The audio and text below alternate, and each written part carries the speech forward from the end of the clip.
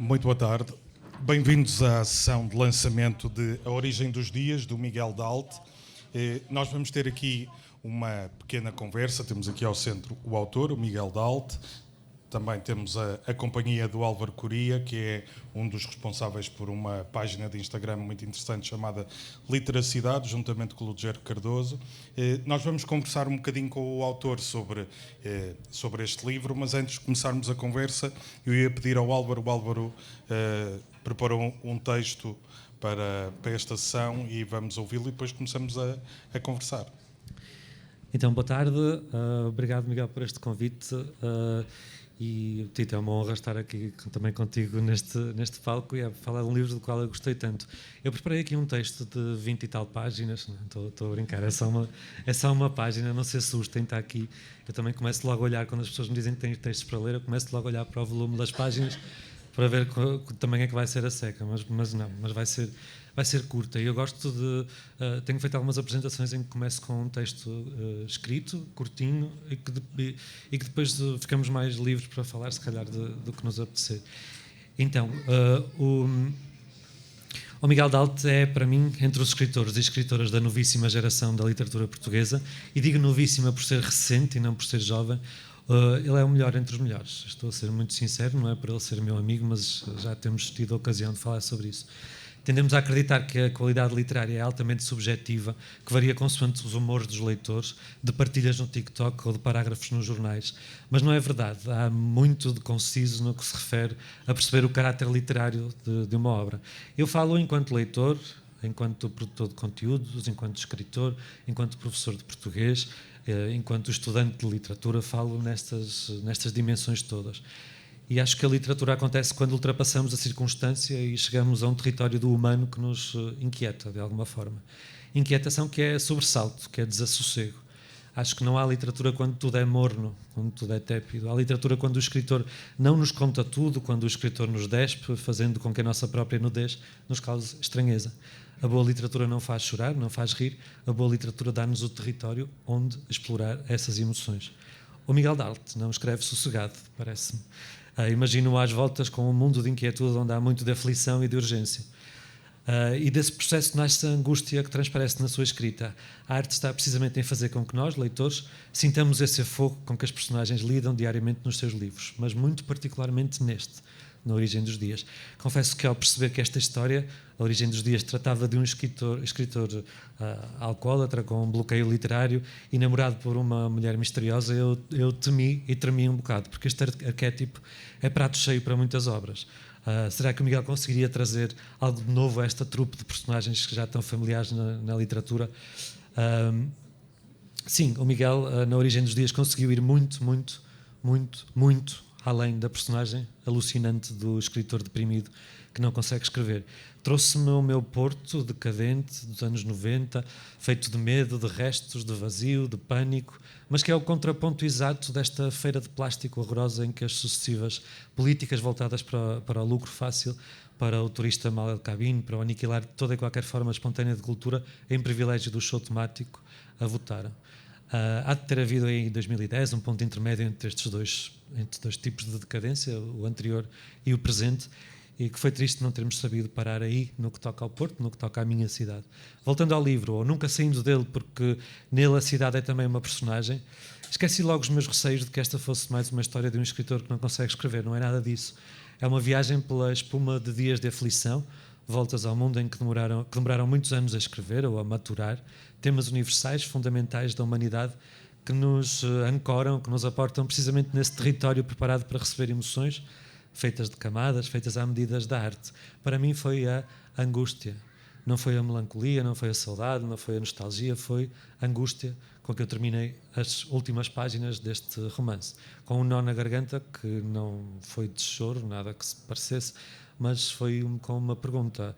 E agora, o que é que eu faço com esta terra, com este universo que o Miguel me mostrou?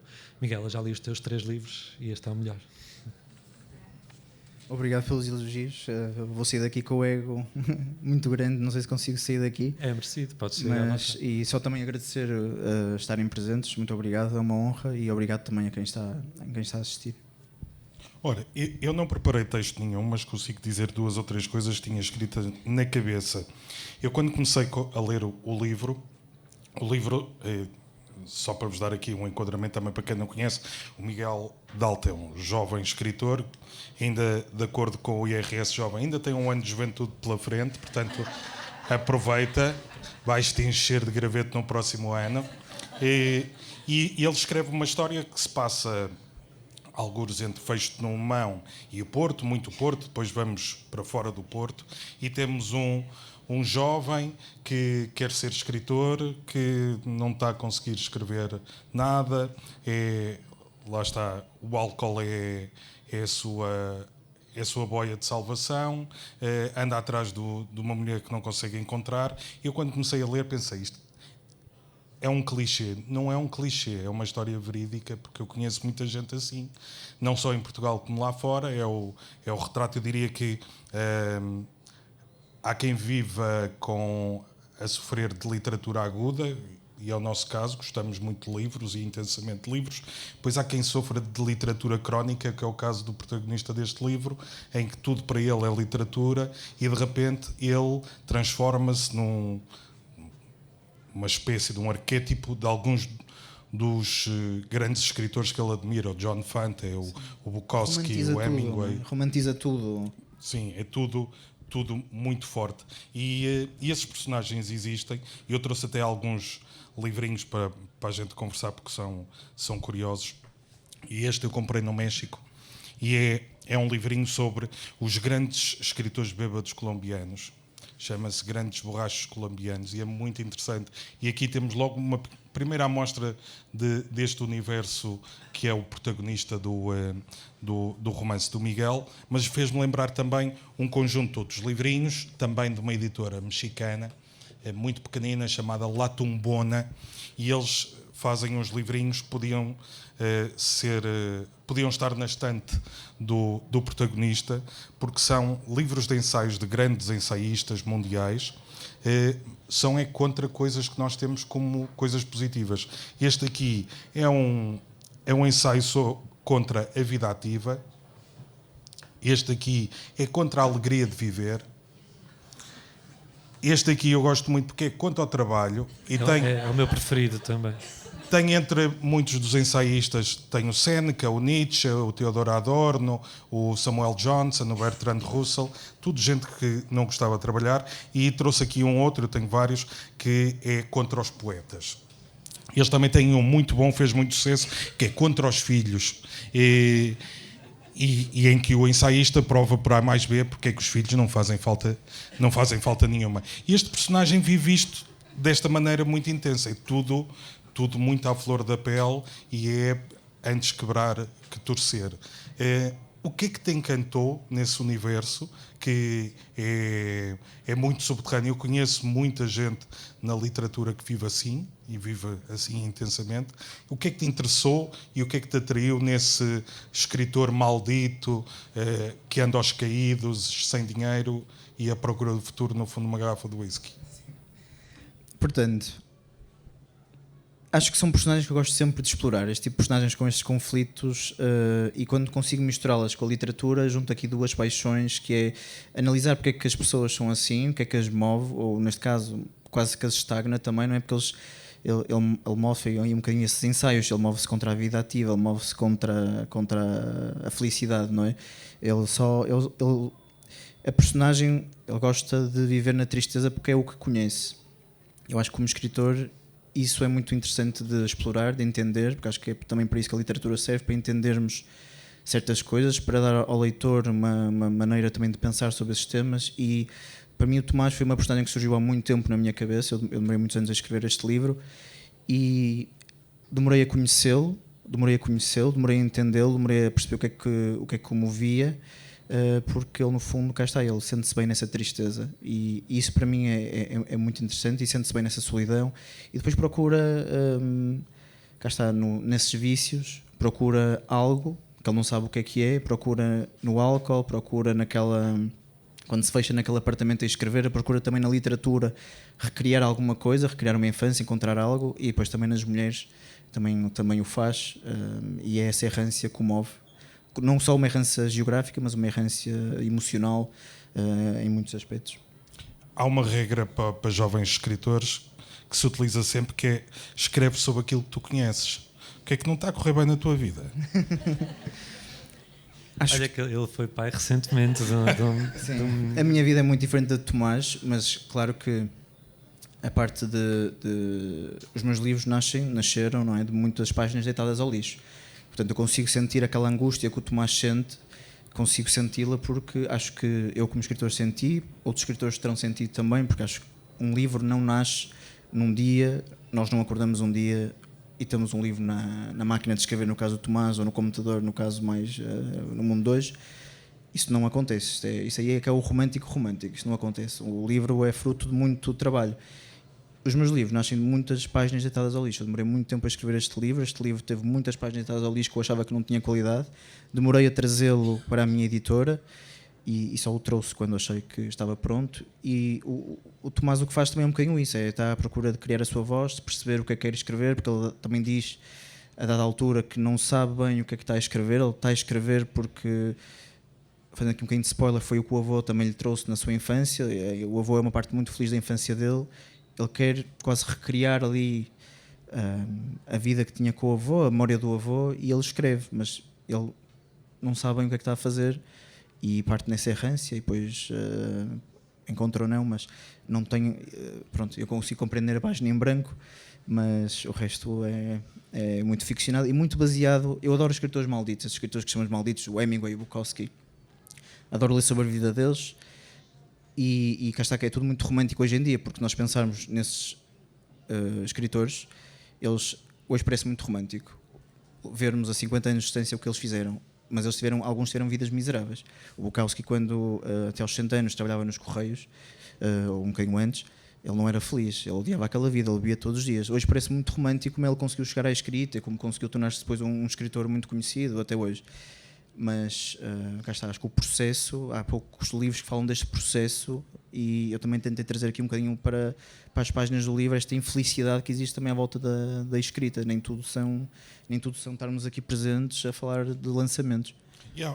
E há uma ideia um bocadinho mitificada sobre essas figuras da literatura. Pode ser o Luís Pacheco, pode ser o John Fante. O Herbert Welder, não é? Que falo também no livro. São muito mitificadas e muitos jovens escritores começam a carreira primeiro por beber muito, escrever pouco e não ter dinheiro e acham que a partir daí já têm as condições necessárias para ser escritor. Tu, com este livro, também tentas um bocadinho desmontar essa lógica de que esta vida produz boa literatura.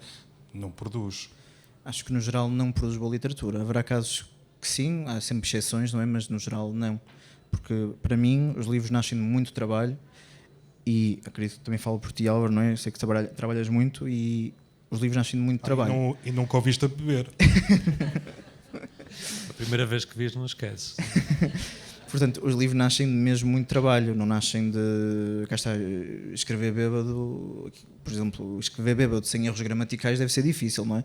No dia seguinte há de ser complicado se mandar assim um livro para a editora vai dizer, mas o que é que tu tiveste a beber? Portanto, sim, é a ideia muito romântica destes escritores, que eu acho realmente muito romântica, admiro, mas que sei que não é a realidade, muito menos hoje em dia. Acredito que tenha funcionado talvez no passado e pensemos no Hemingway a percorrer o mundo e a escrever sobre essas vivências e a beber e com várias mulheres, mas as partes que são românticas são poucas. A miséria dessa vida seria a maior parte da vida deles. O Herbert Welder, por exemplo, não é? Que vagueou pela Europa, que escrevia nas casas de banho de prédios, nas casas de banho comum de prédios em Paris. Isso não é uma vida, não é? Hoje é muito romântica essa ideia. Ele escreveu grandes livros e ficou na história por isso, mas não é uma vida feliz, digo eu. É uma vida muito complicada e miserável até. Falavas há pouco de ser impossível escrever quando se bebe por causa dos erros de gramática, mas eu penso que às vezes as pessoas quando bebem falam 5 línguas estrangeiras e se calhar mas não falam muito bem, se calhar. Mas é que acham que falam bem. Não, olha, Álvaro, eu queria te fazer uma pergunta, que este livro traz aqui um elemento que eu acho interessante e que faz dele um livro muito dos dias de hoje, porque temos um protagonista, o Tomás, que tem um passado que o atormenta, mas que ele decide cortar com ele, corta com o passado e corta também com o futuro, que é uma coisa que não aparece nunca.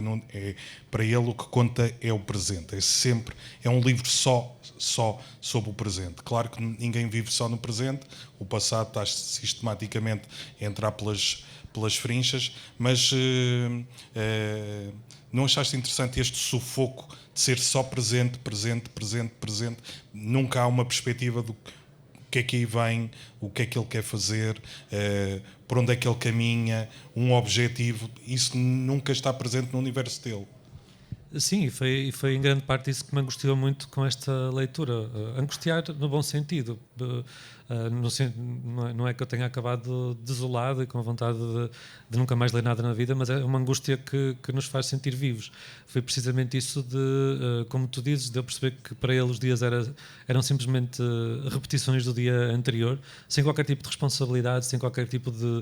Ou melhor, eu não acho que ele fosse irresponsável, ele simplesmente não conseguia responder às coisas mais elementares da vida, como manter-se no trabalho, manter-se funcional. Acho que aquela ideia de que há um ser que vive num apartamento na Rua da Almada e que o mundo inteiro gira à volta dele na sua função normal e ele continua ali sufocado e angustiado.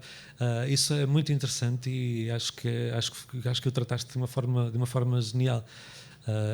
Há a questão do passado do avô, não é? Isso também entra em contraste com o próprio personagem que vive só do presente. Foi intencional estas quebras entre uma vivência tão presente e a importância do passado? Ele também vive um bocadinho estagnado porque ele não sabe o que é que há de fazer para descobrir essa verdade, pelo menos inicialmente, e depois acaba por ser uma tragédia que o move até geograficamente para ele partir em busca dessa verdade. Tu falaste aí de um tema que é o narcisismo. Eu acho que todos os escritores têm um lado narcisista e ele tem, porque ele, como tu disseste, ele acha que está ali na Rua do Almada e que o mundo gira à volta dele, o que não é verdade. E depois, mesmo quando ele tem as relações, no caso da primeira relação, que ele parece que nunca chega a conhecer bem a pessoa, não é? Não querendo desvendar muito, não querendo desvendar muito, mas acho que também tem muito a ver com esse lado narcisista dele, em que ele vive naquela tristeza, sente-se bem naquela tristeza, romantizou uma vida de escritor, porque também o avô dele, que está na sinopse, era um escritor do qual ninguém quer falar.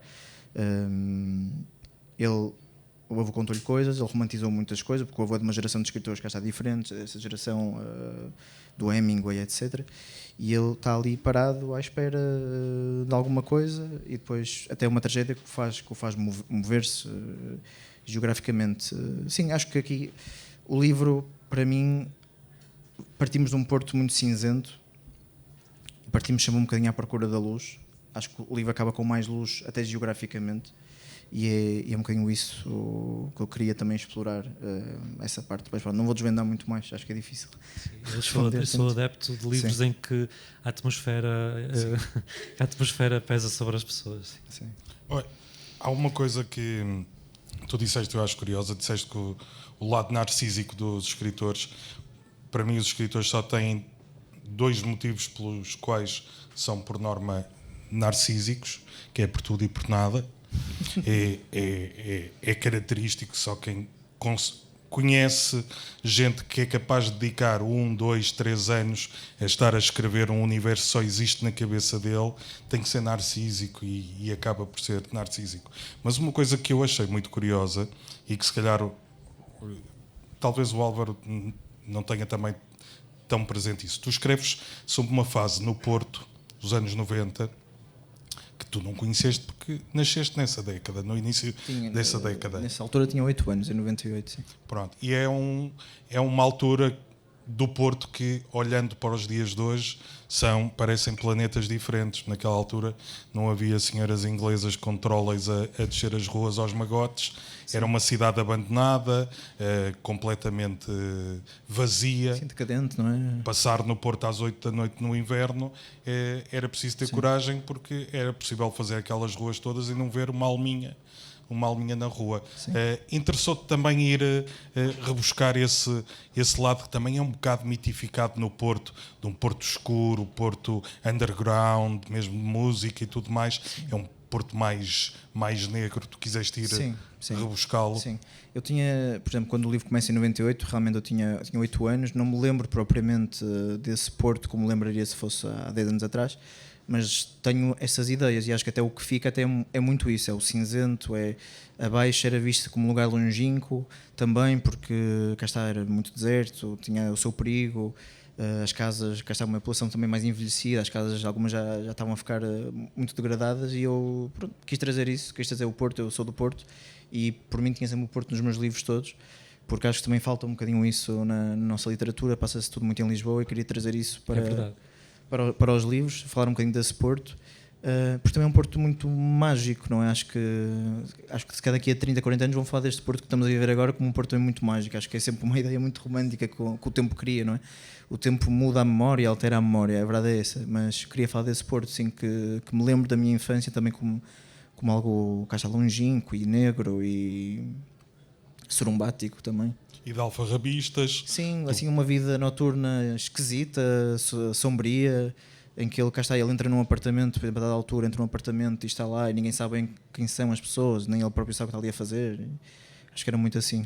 E tu gostas desse Porto dos alfarrabistas, desses lugares assim mais escuros? Sim, gosto do Porto e até de outras cidades quando visito, gosto muito, é o meu tipo de turismo, é ir a alfarrabistas, gosto muito de ir a cemitérios, por exemplo, também, até a seguir as pegadas de alguns escritores que conheço e menciono um na nota de autor que serviu de influência para uma personagem deste livro.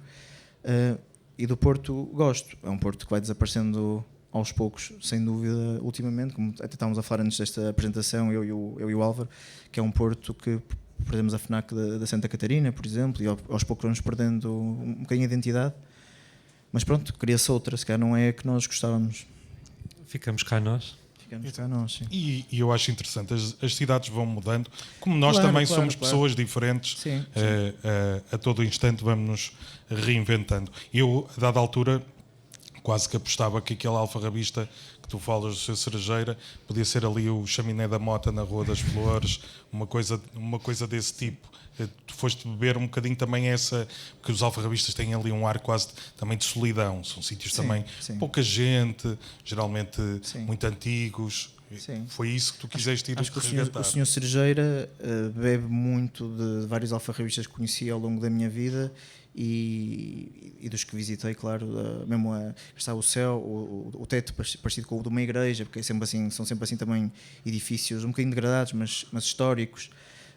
Acho que quis passar ali uma imagem desse Porto antigo e o Sr. Cerejeira, pronto, agora que falaste dele, por exemplo, também é aquele o típico mentor do romance de formação, há sempre ali um mentor e o Sr. Cerejeira é essa pessoa também para o Tomás, para o protagonista, não é, que o ajuda ali também a encontrar um bocadinho a estabilidade a dada altura e cá está, escolhi ser um alfarrabista porque também é algo que eu acho muito mágico, essas lojas em que não está ninguém nunca, ou agora entram mais para visitar em termos turísticos, mas são, não sei, esse tipo de pessoa que falaste que parece que está ali a viver com aqueles livros usados, que são amigos e tem assim uma atmosfera, parece que entramos lá dentro, estava tudo vazio, mas há uma conversa a decorrer. Eu acho isso muito giro. Eu gosto de alguns deles, muitos já foram morrendo, ainda há um ou dois que continuam no Porto e tu vais comprar o livro, mas tu sentes que ele não te quer mesmo vender o livro, ele não se quer desfazer do livro.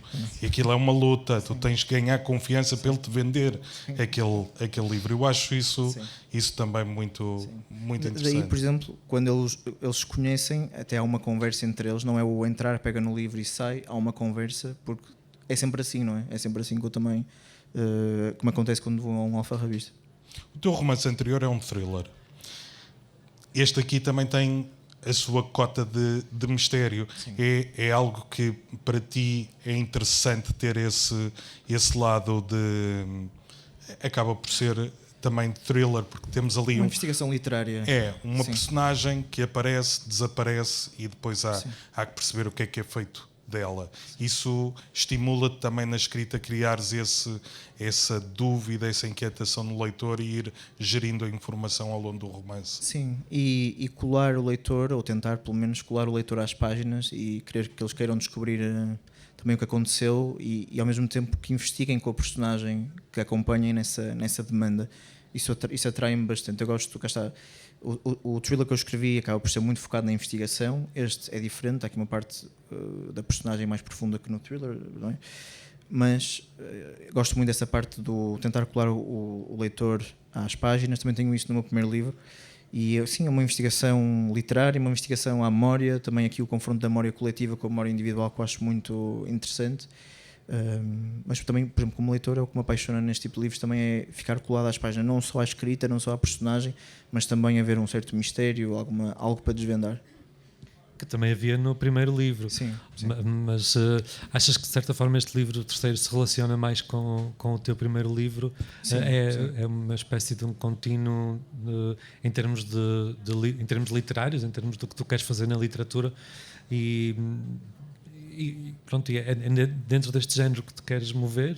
Eu gosto de alternar os dois estilos, porque eu gosto, como leitor, gosto muito dos dois estilos, mas são géneros diferentes. Eu gosto muito de escrever os dois, por exemplo, mas claro que em termos de mexer comigo, o romance literário mexe mais comigo. Eu acho que não passaria, por exemplo, 9 anos, como passei a escrever este livro, 9 anos a escrever um thriller, mas este sim, porque eu senti que o livro nunca estava acabado.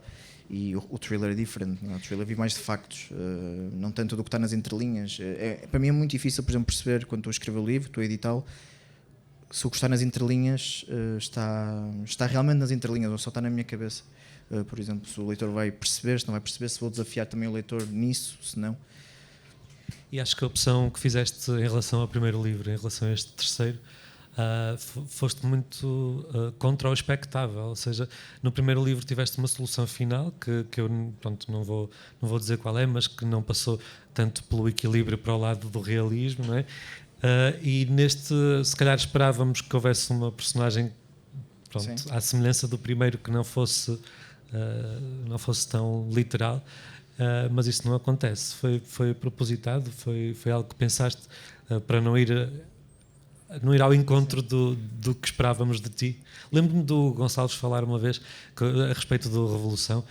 Perguntei-lhe se ele não tinha sentido tentado a fazer outra história do 25 de Abril, e ele disse-me: não, mas isso foi o que eu fiz no Deus, Pátria, Família, por isso não seria, estaria a ser o One Trick Pony, não é? Sim.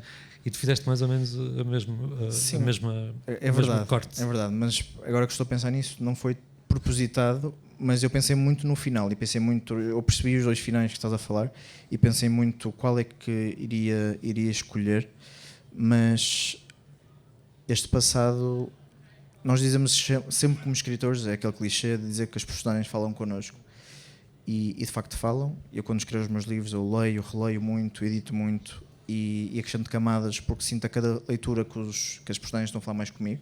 Sim, e elas impõem. Sim, vou conhecendo, mas por exemplo, neste caso, essa personagem que estás a falar, eu nunca senti que ela se tenha desvendado totalmente. E o fim reflete isso. Acho que é isso. Outro elemento que eu acho interessante, encontrei alguns elementos que são semelhantes e gostava de perceber também se sentes alguma familiaridade, porque o teu universo cruza muitas vezes os caminhos, por exemplo, de um João Tordo. Alguém que vai ao romance americano do Paul Auster, é sempre um protagonista também com muitos problemas, num ambiente muito negro, a levar pancada da vida e a tentar encontrar uma porta de saída, e ele também vai intercalando esses romances com thrillers, porque ele precisa desse espaço de respiração, e o thriller é algo que ele gosta de manter a mão ativa enquanto pensa num próximo romance. Tu fizeste esse caminho também dessa literatura mais negra, mais escura, americana, Nova York, o Paul Auster é dos nomes mais fortes. Quiseste também beber um bocadinho nesse universo? Eu gosto muito desses protagonistas de que falaste, que o João Tordo acho que é exímio na criação deles, e não tanto até essa literatura do Paul Auster, não li muito do Paul Auster, mas gosto muito do Michel Houellebecq, que também tem protagonistas desse estilo, sempre com muitos problemas, muitos vícios, conflitos, não acreditam propriamente até na sociedade, têm sempre muitos conflitos internos. Até também no Hugo Gonçalves, em alguns livros do Hugo Gonçalves, ou em algumas personagens do Hugo Gonçalves, acho que são assim as minhas referências. Obviamente o Bukowski pela solidão. Eu acho que o Bukowski é um escritor que escreveu muito bem sobre a solidão que ele viveu, e é isso que eu levo dos livros dele, porque obviamente ele é altamente misógino, muito alcoólico. Hoje se calhar até não seria publicado ou cancelado se fosse um escritor contemporâneo, mas eu vi muito dessa solidão que ele tem nesses livros, porque está aí, pronto, o romance americano que estávamos a falar. Eu acho que leva um bocadinho, sem dúvida que os meus livros têm um bocadinho de tudo que leio. Eu leio muitos livros de várias geografias, não só os americanos, mas essas são as minhas principais referências. Acho que o João Tordo, o Michel Houellebecq, o Charles Bukowski, acho que são as minhas referências nesse aspecto. É curioso falares no Houellebecq porque também o encontrei no teu livro. Sim. E encontrei menos o Houellebecq do último livro, porque o Houellebecq é um... O Aniquilação ou aquele que ele escreveu muito pequenino? Não, o Aniquilação. Okay. O Aniquilação. O Houellebecq é um escritor francês com posições bastante à direita, tem um feitio muito, muito, muito difícil, opiniões muito pouco simpáticas, polémico é dizer pouco. Pois é verdade. Só que no último romance dele já se nota ali o Houellebecq com esperança na vida, no amor, no poder salvífico do amor. Tu ainda não caíste nessa asneira, pois não? Ainda não encontraste a salvação para as agruras da vida? Assim, as minhas personagens, cá não. Acho que aqui há uma diferença. Mas o meu primeiro livro,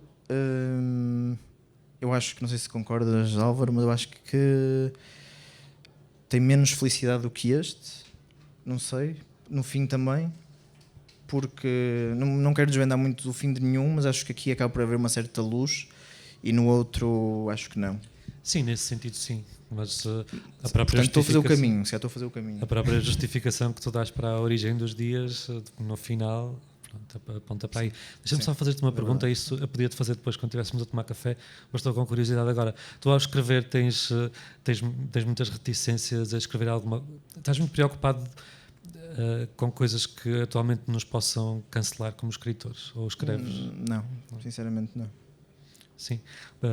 Não te retrais de escrever nada que te apeteça pensando que isso possa ser mal interpretado por haver tantas formas hoje de mal interpretar pessoas? Não, acho que quem realmente sabe ler não vai pensar... Pronto, tenho a minha opinião sobre o assunto. Não tenho medo de escrever sobre o que quero escrever. Por exemplo, agora estou a trabalhar num thriller porque cá está, gosto de alternar os estilos, e um bocadinho há bocado o que disseste do João Tordo, do respirar entre livros. Por exemplo, eu estava a editar este livro com a minha editora e estava a escrever um thriller. Isto ajuda-me bastante a manter a distância entre o que estou a escrever e o que estou a editar, porque são processos diferentes. E acho que se estivesse a editar e a escrever um romance literário, ia misturar as histórias. E o romance literário, que até estou também a trabalhar, mas ainda está muito embrionário, eu acho que até vai tocar assim, alguns temas mais contemporâneos e não tenho medo de os abordar. Acho que... Boa, ainda bem. Sim. O Houellebecq não tem, e não tem. Ele bate em toda a gente, homossexuais, negros, mulheres, muçulmanos, sim. Tudo, ele varre tudo, mas há muita gente que o rejeita e que o põe de lado. É um grande escritor. Sem dúvida, sim. E se as pessoas ficarem só presas ao que os personagens dele dizem, sim, estão a perder 80% do livro. Eu acho que, claro que o que o torna tão polémico, não é? Acho que é até as entrevistas que ele dá, que ele não dá muitas, mas ele quando dá a sério. E pronto, e às vezes realmente tem opiniões demasiado radicalistas, não é? Ali da extrema-direita. Mas os livros não se podem confundir com o escritor, apesar de que, no caso dele, quando ele fala, acaba por validar um pouco o que escreve em certos livros. E tu tens aqui um personagem paralelo, que é o avô escritor, que também faz esse trajeto, sim, tem um grande sucesso e depois descamba para ser um apoiante da França de Vichy para o nazi, e portanto isso também é outra das tormentas na vida do Tomás, sim, a perda de um familiar também é muito grande. Para ti foi interessante explorar, hoje em dia, se há Nós já tivemos a fase da empatia, toda a gente falava, era empatia em todo lado, agora estamos na fase da saúde mental em todo lado. O pequeno almoço sem saúde mental não cai bem. Mas tu vais um bocadinho a esse universo, a perceber como a saúde mental pode ser afetada por pequenas, grandes coisas, sim, grandes tormentas, mas também pequenos detalhes, porque a história do avô, ele sabe muito pouco, mas aquilo atormenta-o, aquela dúvida, aquela incerteza, o caminho é aquele. E eu imagino, para a tua geração, que é um bocadinho mais nova do que a minha, essas questões são muito importantes.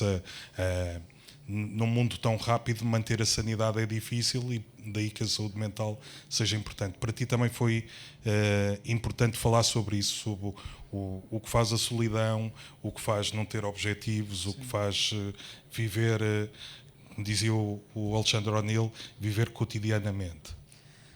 Sim. Apesar de que, aqui apesar de que é, estamos a falar da década de 90 em que este tema até era, pronto, cá está, não era a época da saúde mental. O Tomás claramente tem uma saúde mental bastante debilitada, digamos assim, que vem da infância. Ele tem uma tragédia quando tem 13 anos, há ali uma tragédia na família que o acompanha, os pais acabam por negligenciá-lo um pouco, e o avô dele, como tu falaste, o avô dele é a trave daquela casa e é a trave da infância dele. Quando ele parte para a cidade e percebe que afinal aquele avô não era bem isso, eu acho que ele perde o que lhe faltava das bases, o que ainda tinha das bases. E é isso que o faz ruir ainda mais, e eu queria sim trazer isso, que é a saúde mental, que não se falava nessa altura, e não só nesse aspecto. Por exemplo, quando vou dar aqui um spoiler, mas é logo no início do livro, que é a irmã morre, não é? A irmã dele morre, é a tragédia que assola ali a família dele na década de 80.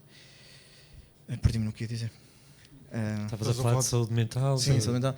Ok, já mudou. Portanto, ele diz, por exemplo, que nunca foi ao funeral e procurou a irmã pela casa. Eu acho que isso também é muito típico dos portugueses naquela década, de se não vir, não sente, ou não percebiam que se calhar o impacto que essas pequenas decisões teriam na vida das pessoas, porque provavelmente seria diferente se ele tivesse ido ao funeral e visse a irmã, não ia depois procurar pela casa como se nada tivesse acontecido. Isso também é outro. Cá está a trazer um pouco esse tipo de exemplos. E é curioso porque nos anos 90, como eu acho que é o intensificar de um processo de higienização da morte na nossa sociedade. Hoje em dia já é muito raro as pessoas morrerem em casa. Hoje em dia já ninguém faz velórios em casa. Higienizou-se a morte, e a morte cada vez está menos presente no nosso cotidiano. Era uma coisa absolutamente normal, mesmo adolescentes, termos que ir a funerais, perdemos este aqui. Hoje em dia eu conheço gente que aos 30 e tal anos nunca foi a um funeral, porque vivem em núcleos cada vez mais pequenos, o sentido de comunidade, o perder alguém da comunidade e estar presente deixou de ser importante, e esse intensificar, e este livro também traduz muito isso, que é uma atomização da sociedade. Cada vez vivemos em núcleos mais pequenos, e a comunidade se vai esfarelando e esfrangalhando. E este livro mostra também muito isso, porque ele vai em muitos momentos recorre e há sempre uma sensação de abandono, de rejeição, não sabem, não querem saber, não sabem quem é o vizinho, se vivia lá alguém, se não vivia, e o livro traz também muito esse esfarelar que começa depois da loucura que foi os anos 80, os anos 90 é uma década onde as coisas se começam a desintegrar e a esfarelar, e o individualismo vai crescendo e vai-se notando. E este é um livro muito sobre o individualismo, sobre um homem viver por si, e parece que não corre muito bem, pelo menos segundo a tua teoria. Neste caso sim, mas tem a ver com a personalidade dele também. Cá está, esse é um escritor, é narcisista e vive bem na sua tristeza, e é isso que ele conhece, onde se sente confortável, na verdade. Mais uma vez, que é também um bocadinho aqui a saúde mental, é não conseguimos ver para lá daquilo. Acho que hoje se calhar diriam que o Tomás tem uma depressão e devia ir ao psicólogo. Burnout. Um burnout, devia ir ao psicólogo, a verdade é essa. Mas sim, é O déficit de atenção. déficit de atenção. Déficit de atenção Sim, também. ele ia ter bastantes maleitas. Mas sim, e a verdade é que a pesquisa que ele faz depois também à volta do avô é sempre uma pesquisa solitária. Tem ajuda de uma pessoa da altura, mas é sempre uma pesquisa muito solitária. Eu não fui muito por aí para não estragar Sim. a leitura, Sim. porque senão vamos criar spoilers. Álvaro, Sim. queres fazer uma última pergunta ao Miguel? Não estou a brincar, claro que sim. Mais